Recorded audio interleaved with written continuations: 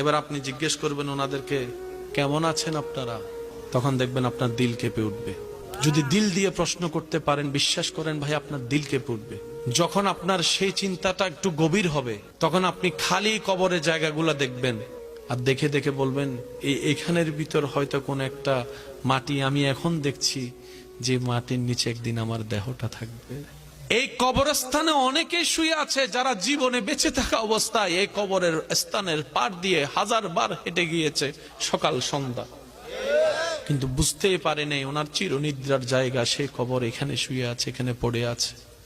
আমার জন্য হয়তো সেই কবরটা এখানে ঠিক করা আছে।